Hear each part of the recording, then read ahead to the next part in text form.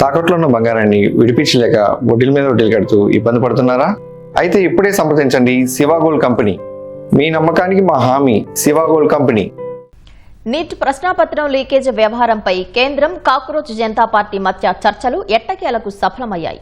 CJP డిమాండ్లను కేంద్ర ప్రభుత్వం అంగీకరించింది. విద్యార్థులపై పెట్టిన కేసులు ఎత్తివేయడం సహా నీట్ ప్రశ్నాపత్రం లీకేజ్ కారణంగా ఆత్మహత్య చేసుకున్న వారి కుటుంబాలకు పరిహారం ఇచ్చేందుకు సమ్మతి తెలిపింది. చర్చలు సఫలం కావడంతో ఆందోళన విరమిస్తున్నట్లు ప్రకటించిన సీజేపీ విద్యార్థులు తక్షణం ఆందోళన విరమించాలని కోరింది.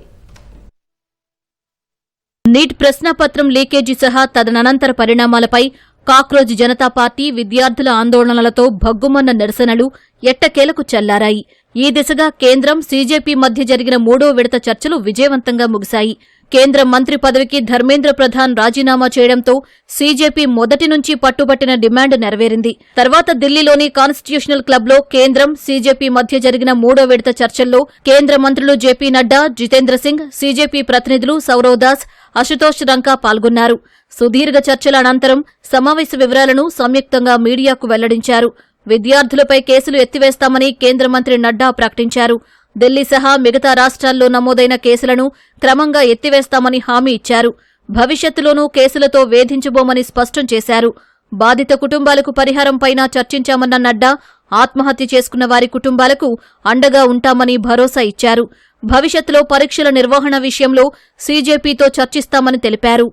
जो इनका एक 4 पॉइंट्स था, उसका लबो लबाब ये था कि कोई भी एक्शन एफआईआर न हो और अगर है तो वो विड्रॉ हो, वो चाहे दिल्ली पुलिस के द्वारा हुआ हो, चाहे वो बीजेपी रूल स्टेट्स में कहीं हुआ हो, तो वो एफआईआर की कॉपी भी इनको हम देंगे और उसको विड्रॉ करने की बात कोई भी एक्शन नहीं होगा. इस बात को सरकार ने स्वीकारा है.